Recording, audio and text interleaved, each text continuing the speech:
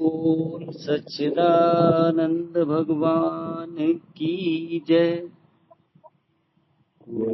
सतगुरुदेव भगवान की जय। सत्य सनातन धर्म की जय। आज का प्रश्न है कि हमें भगवत प्राप्ति के लिए उत्सुकता कर लेनी चाहिए अथवा वृद्धावस्था में हम भगवान की प्राप्ति करेंगे। संत और शास्त्र कहते हैं वृद्धावस्था का कोई भरोसा नहीं है। जितना शीघ्र हो हम संत सद्गुरु जनों के चरण शरण में जाके भगवत प्राप्ति के लिए लग जाएं। परंतु हम सोचते हैं ये तो सब बाद की बातें हैं और हम अपने आप साधना कर रहे हैं ना, मनमुखी साधना। मनमुखी साधना से हमें शायद कुछ भौतिक उपलब्धि हो भी जाए पर भगवत प्राप्ति नहीं होगी। भगवान की प्राप्ति के लिए तो संत सद्गुरु जनों के चरण में जाना ही पड़ेगा। कहते हैं संत जन कि राम ने भी गुरु किए वशिष्ठ जी, कृष्ण जी ने भी संदीपन ऋषि को, बेशक भगवत सत्ता थी वो, पर उन्होंने हमें ये व्यवहार करके दिखाया कि बिना गुरु के बात नहीं बनेगी। गुरु बिन भवनिधि तरय न कोई, जो बिरंच शंकर सम होई। गुरु के बिना संसार सागर से पार नहीं हो सकते हैं। और गुरु ही हमें साधना बताएंगे, क्या करना है, कितना करना है। गुरु हमारे स्तर को जानते हैं। जैसे वैद्य मरीज के स्तर को जानता है, इसको क्या संयम करना है, क्या खाना है, क्या नहीं खाना है। ऐसे ही गुरुजन हमें बताएंगे कि तुम जो है आहार की शुद्धि करो। अब हम कहेंगे आहार शुद्धि, हम आप कहते हैं मैं तो जी प्याज और लहसुन खाता ही नहीं। तो संत जन आहार शुद्धि का अर्थ बताएंगे कि जो भी बाहर से अंदर ले रहे हैं आप सुख के लिए, इसको शुद्ध करो। ये कैसे शुद्ध होगा? तो संत जन बता रहे हैं कान का आहार क्या है? शब्द। तो शब्द हम देखें, हम निंदा, चुगली, अश्लीलता, दूसरे की बुराई, ये सब सुनते हैं, कितना एकाग्र होके सुनते हैं, ध्यान सा लग जाता है हमारा। संत कहेंगे नहीं नहीं, इसकी आहार शुद्धि करो। इसका आहार शुद्धि क्या है? जबरन ये चीजें छोड़ करके आप सत्संग सुनो। संत जनों से सत्संग सुनेंगे तो आहार शुद्धि हो जाएगी और सत्संग अंदर जाके परिवर्तन करेगा। ऐसे ही जीव से हम क्या बोलते हैं? जीव से हम कहीं न कहीं अपनी महिमा गा रहे हैं, दूसरे की निंदा चुगली कर रहे हैं। तो संत जन कहेंगे कि गुण गोविंद गाओ, भगवान के गुण गाओ। कह दिया ना, गुण गोविंद गायो नहीं, जन्म अकारथ कीन। हमने गोविंद के गुण नहीं गाए, अपने ही गुण गाए, दोस्तों के गुण गाए कि मेरे अमुक मित्र है ना, इतने पैसे वाले हैं, उनके पास इतनी गाड़ी हैं, इतने करोड़ के हैं, आदि आदि। ऐसे ही त्वचा से अब तक हमने सुख जो भी जाने ना, चाहे पत्नी का, काहे का भी कुछ कह लें, पुत्र को छूने का सुख है, पर ये कहते हैं कभी संतों को चरण स्पर्श करके देखें, अपना मस्तिष्क संतों के चरणों में लगाएं, तो ये आहार शुद्धि हो जाएगी। वहां स्पर्श सुख, यदि हमारे अंदर ये भाव होगा कि संतों के चरणों में मस्तक रखें, जितना गहरा होगा। कभी ऐसे संत हमें मिले, हमने अपना मस्तक चरणों में रखा तो इतनी शांति, इतना आनंद मिला, पहली बार ऐसा लगा कि हाँ, स्पर्श का भी सुख है। ऐसे ही आंख से अभी हम क्या देखते हैं, फिर आंख का आहार बदल जाए। आंख का आहार क्या है? यह जग हरि का रूप है। भलो बुरो नहीं कोय, जाकी जैसी भावना तैसो ही फल होए। ये जगत हरि का रूप है, हम देखने का प्रयास करें। यह है आहार शुद्धि। और जिनकी भी आहार शुद्धि हो गई ना, फिर उन्हें परमात्मा की प्यास बढ़ जाएगी। अभी अभी प्रश्न आया कि हम कितना समय दें अध्यात्म साधना के लिए। संत जन कहते हैं हमारे जीवन में त्वरा कितनी है, कितनी गहरी प्यास है।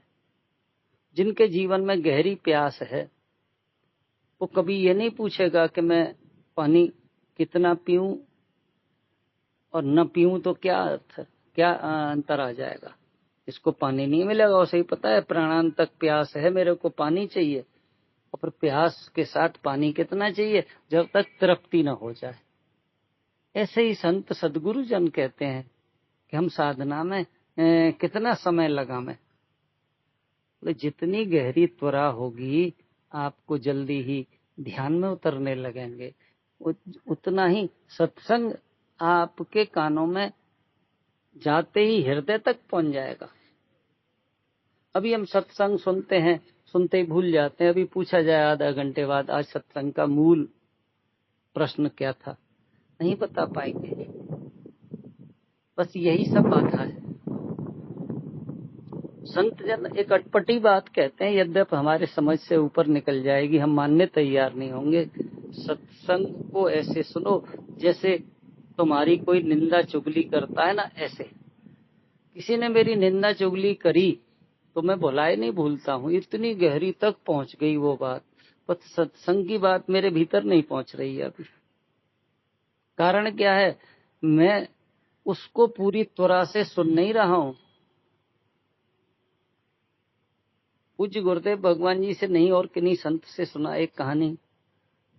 एक भाई भाई थे सगे, किसी कारण से झगड़ा हो गया, गाली गलौज जो भी है, अब भाइयों भाइयों बोलचाल बंद। 5 साल हो गए।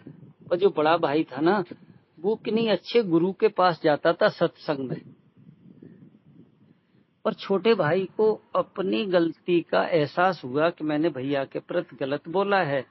दूसरा, उसकी बेटी भी शादी योग्य थी, शादी की तैयारी चल रही थी। तो एक दिन गया वो बड़े भाई के पास, अपना सर रखा भाई के चरणों, भैया मेरे से गलती हो गई थी, अब आपकी बिटिया की शादी है, आप शामिल हो, पैसा कोई समस्या नहीं है, बस आप चलिएगा।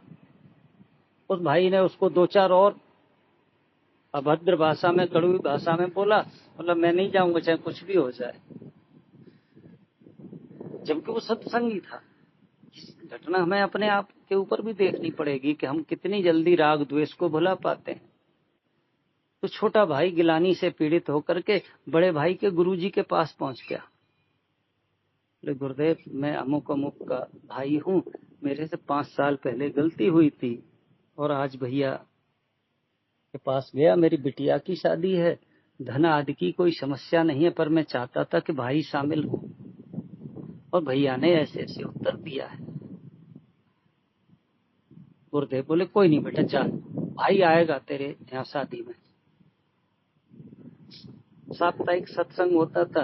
फिर एक दिन वो बड़ा भाई सत्संग में पहुंचा, जाते ही कहता है, गुरुजी ने पूछा, बेटा पिछले हफ्ते कोई सत्संग सुनाया था मैंने आपको, उसका सार क्या है?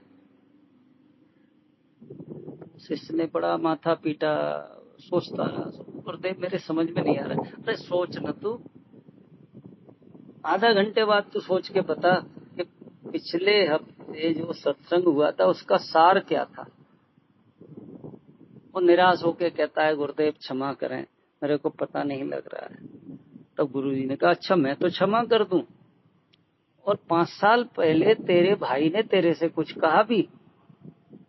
5 साल की बात तू याद रखे बैठा है आज, और जब उसने अपने मस्तिष्क को तेरे पैरों में रख दिया तब भी तू माफ नहीं कर सकता है, तो मैं माफ कर दूं? काय का मेरा शिष्य है, काय का तू धार्मिक है? डांटा गुरु ने। तुरंत उसे अपनी गलती का एहसास हुआ। बोले गुरुदेव, मैं भाई के पास उसकी बिटिया की शादी में जाऊंगा। बस यही हमारे आपके अंदर बताता है कि हम सत्संग कितना असर कर रहा है। हमारे अंदर काम, क्रोध, लोभ, मोह आते हैं, बिल्कुल बंद हो गए ये तो मुझे नहीं लगता है, पर जिनके हो गए वो बिल्कुल धन्यवाद के पात्र हैं, अहोभाव है उनका। पर ये आते हैं, पर यदि हम जगना सीख जाए ना स्वरूप में, सत्संग में, तो ये जल्दी साफ हो जाते हैं। संत जन कहते हैं कि आम संसारी की स्थिति क्या है, पत्थर पे लकीर। आपने मेरे से कुछ कह दिया, पत्थर की लकीर जैसी हो गई कि मैं आपको भूलूंगा नहीं, आप मेरे को नहीं भूलेंगे। फिर बोले जब साधना करते हैं तो फिर कैसी हो जाती है, मिट्टी की। मिट्टी पे लकीर खींचेंगे, 2-4 महीने बाद समाप्त हो जाएगी। उसके बाद बताया कि फिर वो रेत की लकीर, रेत की लकीर सवेरे करेंगे शाम को खत्म हो जाएगी। फिर पानी की लकीर, पानी पे इधर करा उधर मिटती चलेगी, ये संतों की स्थिति है। अंत में क्या कह दिया, हवा में लकीर, इधर हवा में करी, पता भी नहीं लगा और वो लकीर समाप्त हो गई। इसी तरह हम आपको भी साधना कब तक करनी है, जब तक भगवत प्राप्ति ना हो जाए, और भगवत प्राप्ति हो जाए तो फिर सब में वही परमात्मा है। कह दिया ना, उमा जे राम चरण रत, विगत काम मद क्रोध। तो राम के चरणों में रत है ना, शंकर भगवान जी उमा को समझा रहे हैं। विगत काम मद क्रोध, निज प्रभुमय देखें जगत कासन करें विरोध। ये पराकाष्ठा कभी हमारे जीवन में आ जाए तब फिर मान के चले हमारी साधना पूर्ण हो रही है। और अभी तक हमें जरूरत ही नहीं हो रही है, हमें लगता है अरे क्या जरूरत है, वैसे ही काम चल रहा है, भगवान किसी को नहीं मिलते हैं। पर संत जन कहते हैं ये सत्य जानना समझना क्या है, जीवत समझो, जीवत बूझो और जीवत करो प्रयासा। जीते जी प्रयास कर लो कि मरने के बाद हम मुक्त हो जाएंगे, तो झूठा दें दरवासा। हम आपको भी इतना गहन चिंतन मनन, प्यास सच्ची है तो मुझे नहीं लगता है कि पानी पीने में ज्यादा देर लगेगा। पानी की खोज में समय लगता है। सच्चा सत्संग क्या है, फिलहाल जो हम संत जनों से सुनते हैं, हमारी प्यास को बढ़ा देता है। देख संसार धोखा देगा, संसार में सुख नहीं है, दुख है, संसार दुखालय है, ऐसा फिर वैराग्य हो जाएगा, फिर सुख कहाँ है। तब संत जनों ने बताया कि सकल सृष्टि का राजा दुखिया, हरि का सुमिरन करे सो सुखिया। हरि का सुमिरन करना आ जाए तो यही साधना का सार है, और वो हरि का सुमिरन बिना संत सदगुरु जनों की कृपा से नहीं होगा। इसी के लिए हम आप मनमुखी साधना छोड़ करके गुरु चरणों में जाएं और गुरु चरणों से कहें, गुरुदेव मेरे लिए कौन सी साधना उपयुक्त है। गुरु बताएंगे। यदि हम देह वाले हैं, देह भाव में ही जी रहे हैं, तो गुरुदेव देह से अंतःकरण वाली साधना बताएंगे, देह से अंतःकरण पे आ जाओ। फिर जो अंतःकरण पे आ गए उनको साधना बताई, उन्होंने बताई अरे तुम तो जीव वाली साधना करो। वो जीव से पार हुए जो कहें जीवत्व पे ही टिके हैं, तो गुरुजन बताएंगे आहा तू जीव परमात्मा से अलग है कहाँ। हे जीव स्वरूप है लखियो रे, माया में न फंसियो। तो ये साधना हमारी कितनी करनी है, कहाँ करनी है, कैसे करनी है, गुरुजनों की कृपा करुणा से अतिशीघ्र होगी। यद्यपि वो साधना बाद में घर पे भी हो सकती है, पर पहले साधना के लिए हमें गुरु आश्रम में जहाँ कहीं अवसर मिले वहां जाना चाहिए। जैसे हम लोग हरिद्वार जाते हैं, पूज्य गुरुदेव भगवान जी का आश्रम भी हरिद्वार में, और गुरुदेव भी हरिद्वार में, गंगा भी हरिद्वार में, संत भी हरिद्वार में, तो हमारा मन अतिशीघ्र चित्त शुद्ध होता है। संतों के दर्शन करेंगे, गुरुदेव के दर्शन करेंगे, गंगा जी के दर्शन करेंगे, और ऐसे शुद्ध मन से धीरे धीरे हम सत्संग सुनेंगे, तो वह सत्संग हमारे भीतर अपना काम कर लेगा। और जिनके भीतर सत्संग उतर गया उनको फिर बिना ही प्रयास सब काम हो जाएगा। फिर ज्यादा प्रयास की जरूरत नहीं है। पर अभी हम बिल्कुल कहें कि जी हमें तो बिना प्रयास के नहीं, गीता जी रामचरितमानस जी में एक जगह कह दिया कि यह गुण साधन तय नहीं होई, तुम्हारी कृपा पाव कोई कोई। पर गुरुदेव भगवान जी कहते हैं यह गुण साधन बिन नहीं होई, गुण साधन करो फिर भगवान की कृपा होगी। और भगवान की कृपा हुई उसकी पहचान क्या है कि जब द्रवहें दीन दयाल राघव साध संगत पाइए। भगवान द्रवित हो गए मेरे साधना से। अब साधु जनों का, संत जनों का सत्संग मिल गया। अब संतों से जब तक हम दूर न हो, जब तक कि हमारे सब संशय भ्रम निवृत्त न हो जाएं, और जिनके भी संशय निवृत्त हो जाते हैं, भ्रम निवृत्त हो जाते हैं, वो गुरुजनों के सदा ऋणी रहेंगे रहेंगे रहेंगे। यदि कोई गुरु का ऋण चुकाना चाहे तो बहुत मुश्किल है। तो हम अपने जीवन में गुरुजनों के प्रति अहोभाव रखें।